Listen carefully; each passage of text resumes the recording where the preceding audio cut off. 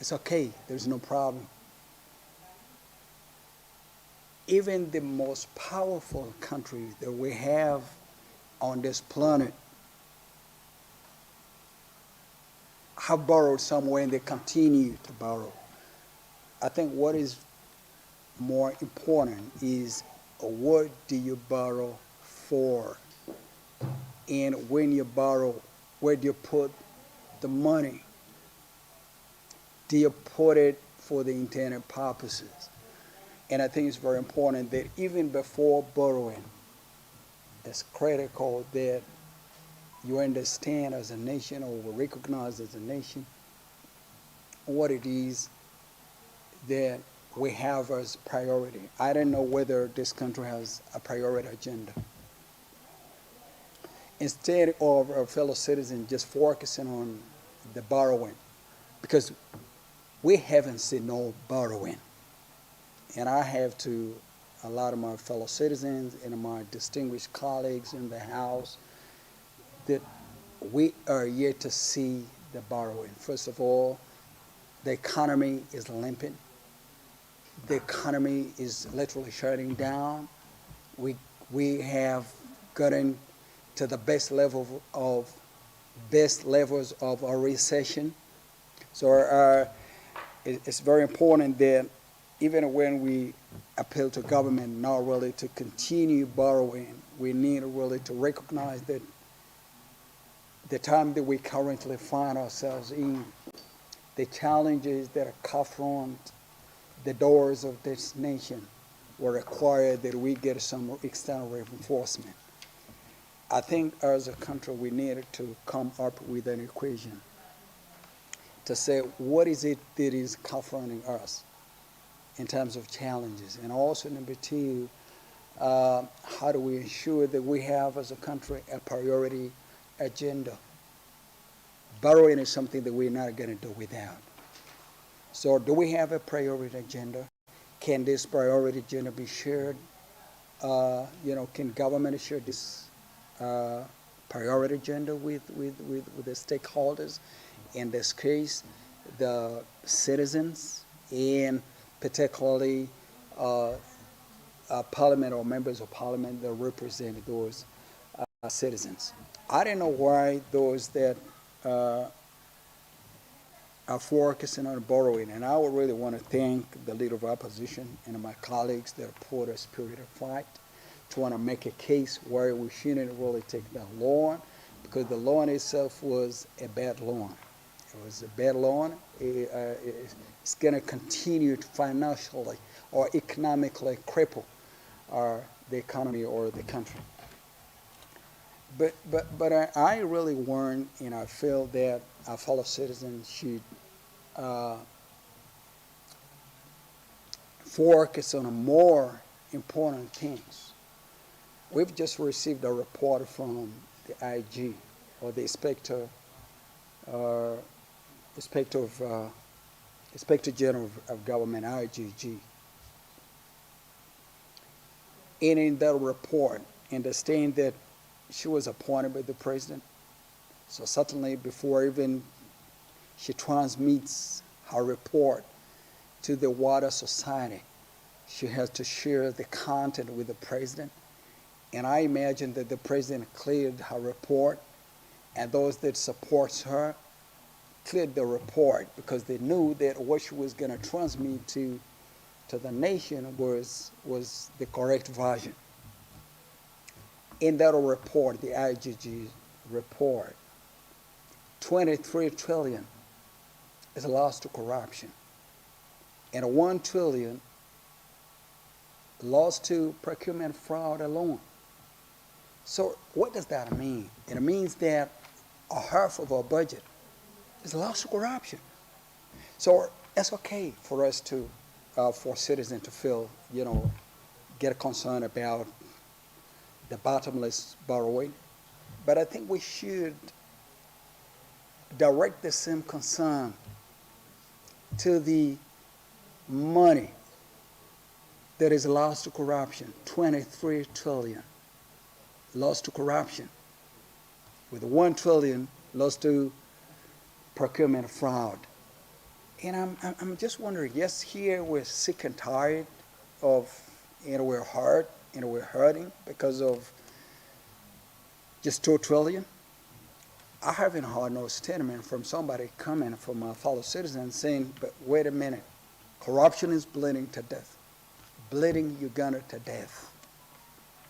And those of us that are in the opposition and look forward to taking over government, I don't know what kind of government we're going to take over, what kind of country are we going to take over, because there will be no country left after the NRM.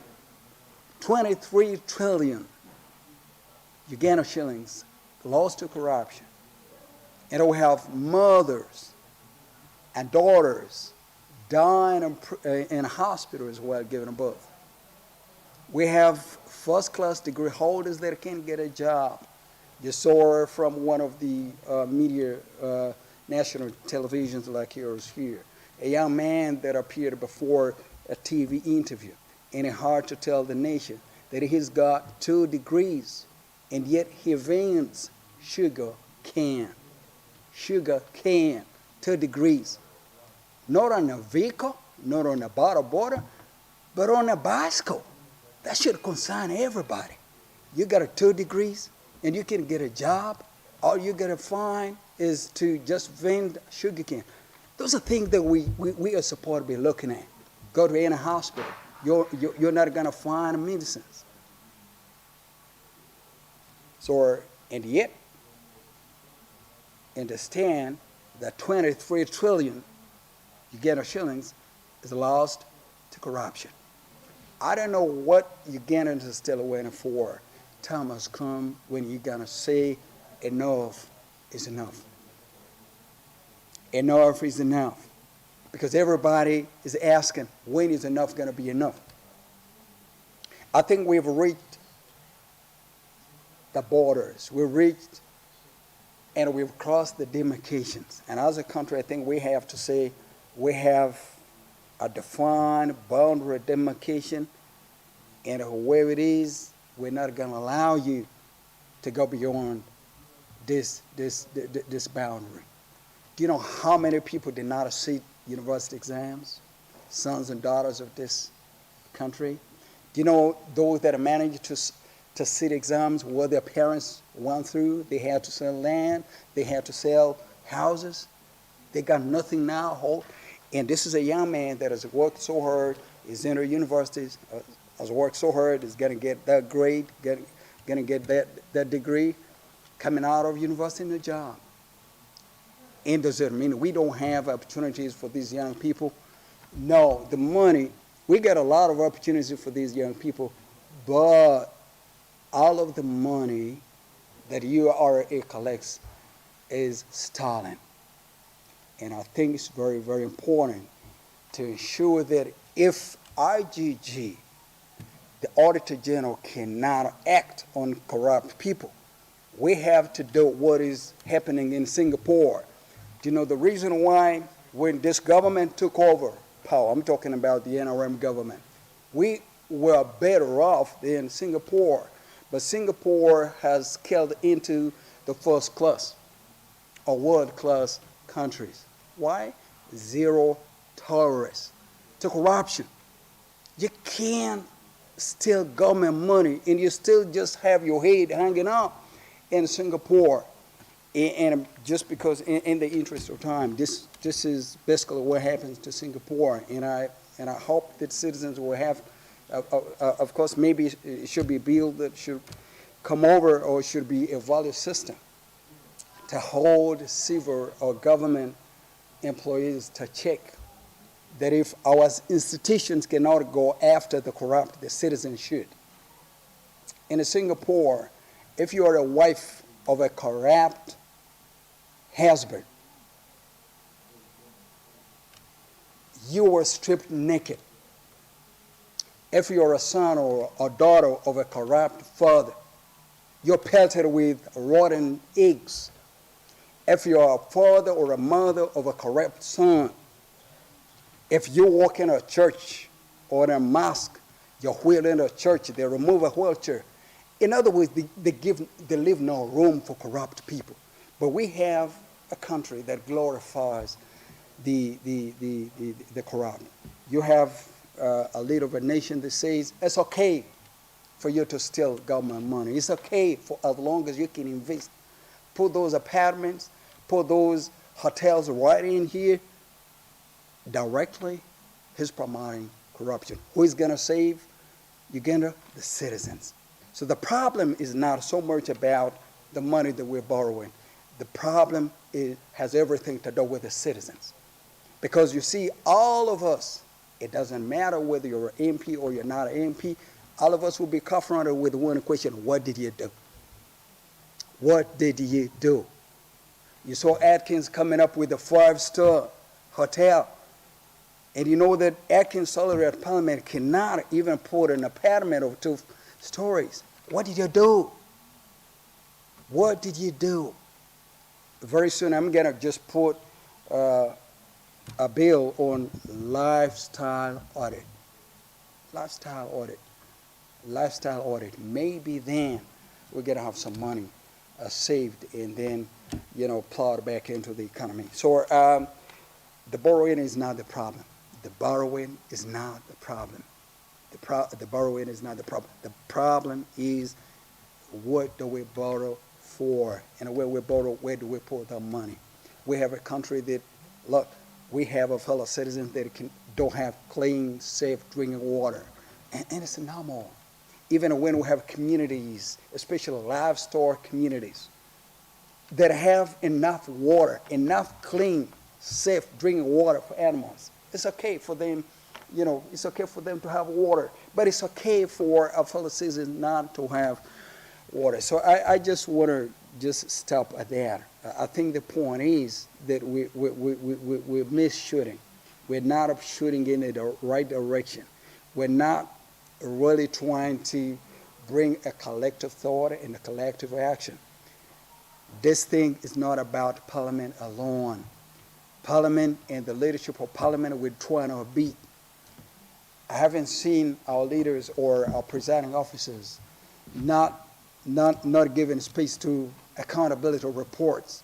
I haven't seen our colleagues that hate and that make membership of these accountability committees not bringing report to the floor. But what are we doing? We made a lot of recommendations. I think we've heard enough recommendations. It's time for us to put our foot down, roll up our sleeves, and fight for what is still left in Uganda. If we don't fight, and I'm talking about legally fighting, I'm not talking about picking up arms, because that's not going to help at all. If we don't put our heads together, NRM, the opposition, all of us, and saying we have to save what we call home. We have no country, we have no home apart from Uganda. We're going to save Uganda. If we don't move very fast to save Uganda, there will be nothing else or nothing left for us to save. This work about redeeming Uganda is not about Dr. Besigye alone. He's provided a leadership. All of us are supportive for him. It's not about Honorable Chagulanyi alone that provided leadership. It's not about Lop Mpuga alone. It's just about Ugandans. This corruption thing, ladies and gentlemen, is bleeding our country to death. And if all of us do not put down our feet, roll up our sleeves, kick up our shoes, step out of the board, we will have no country called Uganda. Just go, our neighbors. Forget about Singapore. Go to Rwanda. When you are driving across, along the streets of Rwanda, you imagine you're in the United States. You imagine you're in Europe. Why? Why? We just helped to give birth to Rwanda. 1994, our president was at the front line. Literally, he's the father of Rwanda. If I can say so in the sense of nation building. He helped make Rwanda, get Rwanda to where it is. Have you, my fellow citizens, doesn't it bother you that we have the best policies in the world, our best policies in the region, and the problem that we have is the enforcement? What other people like Rwanda and Kenya do, they come over here, they benchmark, take up good policies, practice them. They don't leave them on paper. Where are our policies? On the shelves, gathering dust. And what are we doing? We go to Rwanda, we go to Kenya to benchmark from people that benchmark. So the problem is it's not so much about a benchmark, and the problem is implementation. Is the problem? Is the president the problem? Our bad news for those that imagine the president can be a problem. The president is just one individual. We are 45 million. All of us have problems. All of us problems. We have not gotten to a point to say we can't take this no more. Enough is enough. We got save the country called Uganda, and we must save it. If we must escape the other question of what did you do? Well, where are you when Uganda was? All right. That's regarding that matter, as we see that Honorable had shared discussing regarding the excess loans, and of course he's been sharing something very, very, very instrumental, calling upon the Ugandans to ensure that actually we take this very, very seriously. Looking at that brief before just a brief wind up here, we see that Parliament in 2011 and 2019 approved the loan that's of 150 million euros. That's from the French government. And this was for the water treatment in Mokono district between the year 2018 and 2021. Then come August 17, 2022, the Parliament approved $70 million construction. And of course, this was a loan for the construction of the state, that's of the art facility to house the Uganda Heart Institute. And currently, the approved loan is 1.7 million and trillion, actually, letter says 1.7 trillion shillings request to finance infrastructure. So you can see quite a lot. And the question is, how is this money used? How is it utilized? So that is something very, very essential and remarkable right there. And to really take note. And, as he was sharing that, he talked about the aspect of benchmarking from other countries, seeing the policies, but the problem not being really benchmarking, but the implementation of these policies. How best are they implemented and how fast are we quick to implement such policies? And that is quite very remarkable. And something he also noticed about so many university students that are missing up exams and due to failure to pay the tuition. And you find that it's quite a very big challenge, and that's the future. These children are the future generation. So if such money could be, because when you were saying such, what I really picked, the revelation I picked from that speech was the aspect of scholarships. What the students go through to attain those degrees, to do for those examinations, and the funding. And some of the parents have to pay land and they don't have access to the scholarships. So you can see if this borrowed money can be invested in quite a lot of aspects, can be very instrumental in terms of the growth and development, and investing into the education sector is one of the ways that can really guarantee the economic prosperity of a nation. So many aspects right there, but also that final aspect of benchmarking. We see the policies, what are other countries doing regarding when it comes to the use of public funds. So that will be very essential to drive our country in the right direction. All right, it's exactly 9 a.m. and at this particular time, let's get into a short commercial break. More of this insight will be returning. At this time around, we shall be looking at the IT loan and of course more of that insight after the break. Good morning.